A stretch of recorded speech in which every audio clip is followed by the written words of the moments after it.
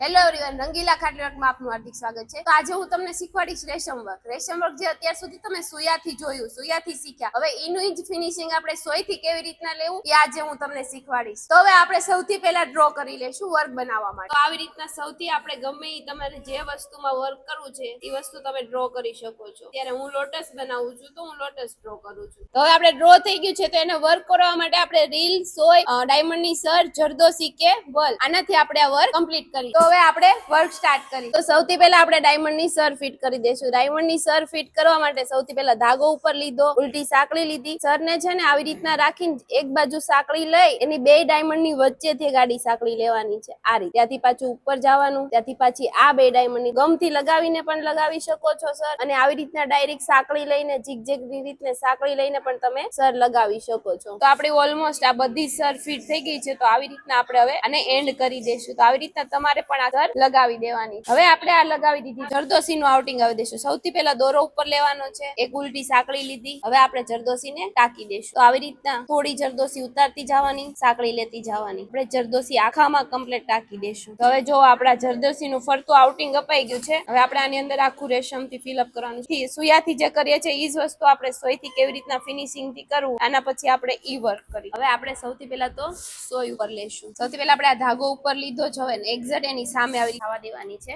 અને આ ધાગો જે રેશમનો છે એ આવી રીતના પકડી રાખવાનો છે, જેનાથી વચ્ચે અટવાય નહીં અને ધાગો એક ઢીલો ને કઠણ ના। આવી રીતના એક પછી એક કન્ટિન્યુ આપણે સોય ઉપર લેવાની ને પાછી આ સાઈડ નીચે નાખવાની, આવી રીતના કન્ટિન્યુ આપણે ફિલઅપ કરવાનું। આ રાઉન્ડ પાન ની તો તમને ખબર પડી ગઈ કેવી રીતના સ્ટાર્ટ કરવું। હવે આવી રીતના સિંગલ સાઈડ પાન હોય તો ગમે પોઈન્ટ હોય ને નીચેના પોઈન્ટ થી આપણે આવી રીતના સ્ટાર્ટ કરશું, અહીંયાથી ક્રોસ આવી રીતના સોય આગળ ના જવાની છે। હવે આપણે એક વસ્તુનું ખાસ ધ્યાન રાખવાનું, તમે સોયાથી બનાવો કે સોયથી બનાવો, આ જગ્યા છે એ નાની આવે, આ જગ્યા મોટી આવે। આ ત્યાંથી જેટલું તમે આમ સીધું લો એટલું અહીંયાથી તો એટલે પૂરું થઈ જવાનું છે। તો અહીંયાથી આ વસ્તુ ફિલઅપ કરવા માટે અહીંયાથી જેમ બને એમ સોય નજીક નાખવાની અને ઉપરથી સોય આગળ જવા દેવાની, આવી રીતના કન્ટિન્યુ અહીંથી જેમ બને એમ સોય નજીક, અહીંયાથી ઉપરની રાખવાનું। હવે જો આપણું આ કમ્પ્લીટ સોયથી રેશમ વર્ક કમ્પ્લીટ થઈ ગયું છે। તમે જો સુયાથી પણ આ વસ્તુ થઈ શકે છે અને સોયથી પણ થઈ શકે। હવે અંદરનું આઉટિંગ આપવા માટે આપણે સૌથી પહેલા તો ધાગો ઉપર લેશું, પછી એક ઉલટી સાંકળી, આવી રીતના આપણે એને આઉટિંગ આપી દેવાનું। હવે જો આપણે અંદરની બોર્ડર અપાઈ ગઈ છે। હવે તમે જોશો કે આ પેચ કેવો લાગે છે। આવી વસ્તુ તમે સાડીમાં, દુપટ્ટામાં કે કોઈ કુર્તી છે કે કોઈ પણ વસ્તુમાં આવી રીતના તમે પેચ બનાવીને લગાવી શકો। આવી રીતના આપણે પેચ કમ્પ્લીટ કરવાનો છે। તો આ થઈ ગયો છે, દવાને આપણે એન્ડ આપી દઈશું। તો જો આપણો આ વર્ક કમ્પ્લીટ થઈ ગયું છે। હવે તમારે પણ જો આ વર્ક શીખવું છે તો ઘરે બેઠા અમારો વિડીયો પહેલેથી છેલ્લે સુધી જોજો, અને કઈ ન સમજાય તો કોમેન્ટમાં તમે ક્વેશ્ચન કરી શકો છો કે આ વસ્તુ મને નથી સમજાતી, તમે પણ શીખી શકો છો, અને બીજા કોઈને શીખવું હોય તો અમારી રીલ્સ શેર કરી શકો છો। Thank you.